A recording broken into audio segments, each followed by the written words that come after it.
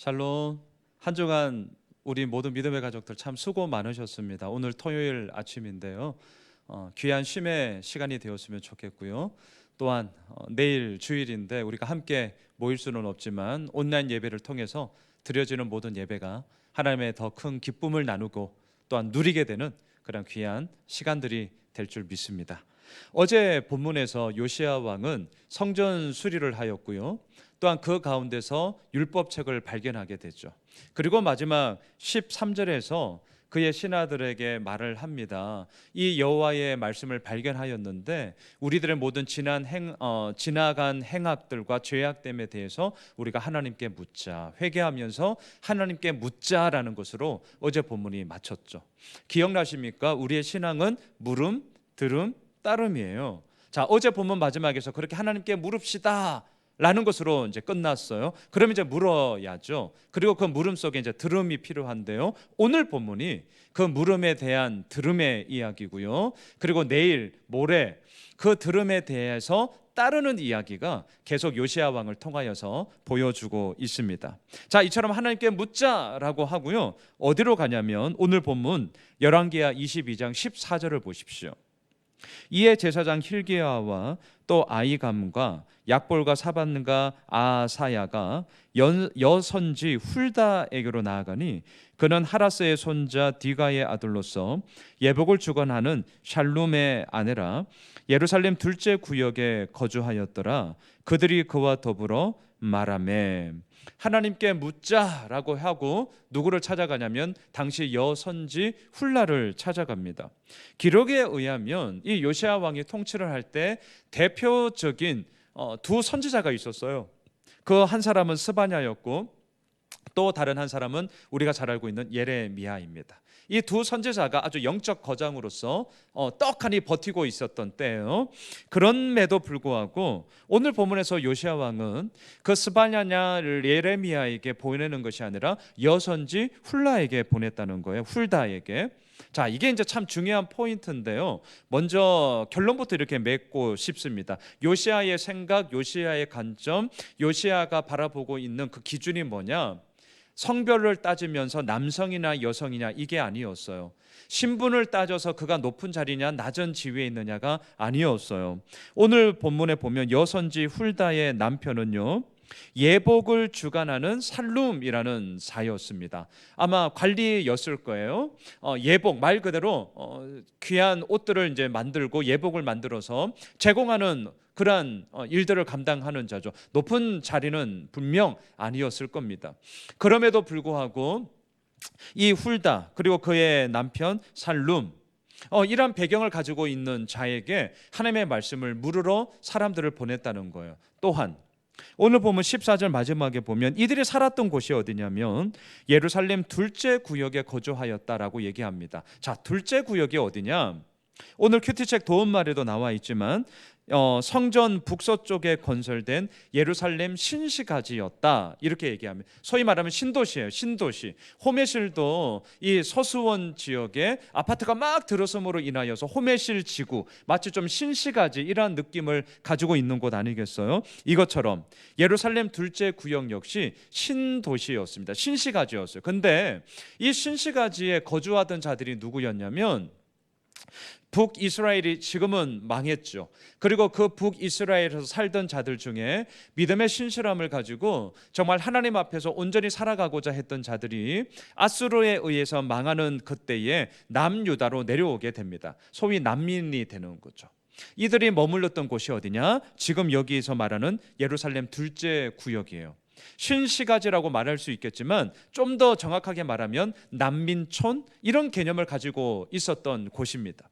자, 그래서 학자들은 두 가지를 얘기를 해요. 여선지 훌다 예루살렘 둘째 구역에 거주하고 있었는데 이 훌다의 출신이 아마 그러한 북이스라엘에서 내려온 난민촌 출신이 아니었겠는가 이런 얘기를 하는 학자들도 있고요. 또 다른 한편에서는 그렇지는 않지만 아마 난민촌에 있던 사람들을 섬기고 후원하고 그들에게 귀한 일들을 감당했던 자였기 때문에 이러한 이야기를 하는 것이다. 이렇게 바라보는 학자들도 있어요. 자, 여하튼 간에 여선지 훌다는 높은 지위도 아니었습니다.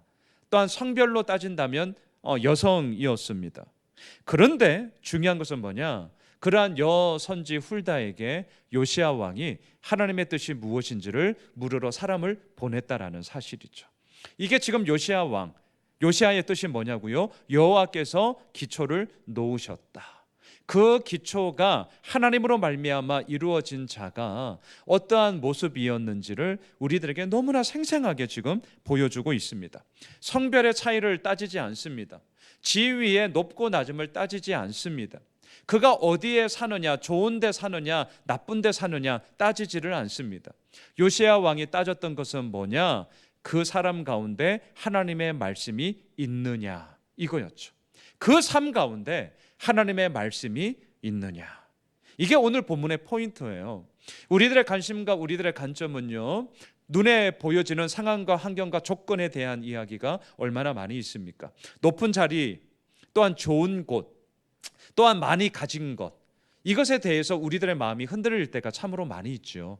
하지만 오늘 이 아침 우리가 이 말씀 앞에서 그러한 모든 것들을 다 제껴놓고 다시 한번 하나님의 말씀이 그의 인생 가운데 있는가, 하나님의 말씀이 그의 인생 가운데 기초를 놓고 있는가, 이것에 대한 우리들의 중심을 다시 한번 온전히 가지자. 이게 오늘 본문의 포인트예요. 자, 이처럼 여선지 훌다에게 사람이 왔어요. 여러분, 왕이 보낸 사람이 왔습니다. 뭐라고 대답을 하시겠어요? 오늘 본문 15절로 17절까지를 보면 오늘 큐티책에도 나와 있는데요, 남유다를 향한 하나님의 재앙이 앞으로 이루어질 겁니다. 재앙에 대한 이야기를 해요. 정말 하나님의 말씀이 이 여선지 훌다에게 있었던 것이죠.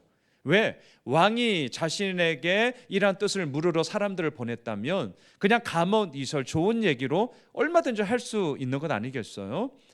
그럼에도 불구하고 여선지 훌다는 하나님의 재앙이 이 남유다 가운데 있을 거야 분명하게 얘기를 합니다. 특별히 17절 한번 보십시오. 이는 이 백성이 나를 버리고 다른 신에게 분향하며 그들의 손의 모든 행위로 나를 경노하게 하였습니다. 그러므로 내가 이곳을 향하여 내린 진노가 꺼지지 아니하리라. 하나님의 진노가 남유다 가운데 있을 겁니다. 이렇게 얘기를 합니다. 또한 두 번째, 오늘 보면 18절로 20절까지를 보면 이러한 진노 가운데서도 요시야 왕이여 당신에게는 이 일이 이루어지지 않을 겁니다. 이렇게 얘기를 해요. 자, 20절을 한번 보시면요, 그러므로 보라, 내가 너로 너희의 조상들에게 돌아가서 평안히 묘실로 들어가게 하리니 내가 이곳에 내리는 모든 재앙을 너의 눈이 보지 못하리라 하셨느니라. 네가 살아가는 동안에는 이러한 일들은 없을 거야. 자, 누가 좀 생각나지 않습니까? 히스기야 왕이 대조되죠. 여러분, 제가 지난 수요 저녁 때 설교했던 그 본문 기억나십니까? 히스기야 왕은요, 하나님의 심판이 이사야를 통하여서 이루어질 때 뭐라고 얘기했습니까? 내 때만 아니면 괜찮습니다. 태평과 진실함이 내 때 가운데 있으면 괜찮습니다 라고 얘기를 했던 그 히스기야. 하지만 요시야는 달랐어요. 오늘 본문은 이렇게 이제 끝나지만 내일과 모레 본문을 보시면 묻고 들었죠. 이 들음에 대해서 따르는 이야기가 나오는데 종교 개혁을 일으킵니다. 내 때만 괜찮으면 돼, 이게 아니었어요. 다음 세대에 대한 거룩한 책임을 가졌고 이 나라가 하나님 앞에서 온전히 서고자 하는 왕으로서의 거룩한 책임을 통하여서 종교 개혁을 일으키는 따름을 하나님 앞에 이루어 나아가는 모습을 보게 됩니다. 자, 말씀을 정리하겠습니다. 오늘 본문의 포인트는요, 그 사람이 어떠한 모습이든지 간에 우리가 봐야 할 것은 뭐냐? 그 인생 가운데 하나님의 말씀이 있느냐 하는 것이죠. 저도 목사로서 오늘 이 말씀 앞에 서게 됩니다. 그냥 타이틀이 목사라고 하여서 하나님의 말씀이 있다라고요? 아니요, 그렇지 않은 모습이 얼마나 많이 있습니까?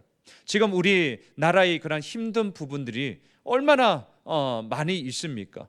여러 목사들을 통하여서, 여러 교회들을 통하여서 분명 우리가 잘못한 부분에 대한 그런 질책과 그런 비난의 화살들을 맞아야죠. 그리고 그거에 대한 책임을 지고 우리가 용서를 구하며 다시 한번 하나님의 말씀만이 우리를 이끌어 간다는 사실을 앞에, 복음 앞에 우리가 서야 함을 오늘 본문을 통해 다시 한번 깊게 새기게 됩니다. 토요일 이 아침 이 질문 앞에 다시 한번 우리 모두가 섭시다. 성별이 무엇이냐, 지위가 높냐 낮냐, 많이 가졌냐 못 가졌냐, 이것이 아니라 하나님의 말씀이 당신의 인생 가운데 있느냐, 하나님의 말씀이 나의 삶 가운데 중심이 되어졌느냐, 이 질문 앞에 우리는 뭐라고 답하실 수 있겠습니까? 사랑하는 예수 오미실 가족 여러분, 바라기는 이 질문 앞에 하나님의 말씀이 오늘도 나를 이끌고 있습니다. 이렇게 우리가 함께 대답하고요, 또한 그 대답함을 통하여서 우리의 삶이 뒤따라 나아가기를 간절히 소망합니다. 오늘 하루 귀한 심의 시간 되시고요, 또한 내일 주일을 준비하면서 우리 함께 하나님의 거룩하심 가운데, 하나님의 살아계심 가운데 우리 함께 서게 되는 그런 귀한 한 날 되시길 주님의 이름으로 축복합니다.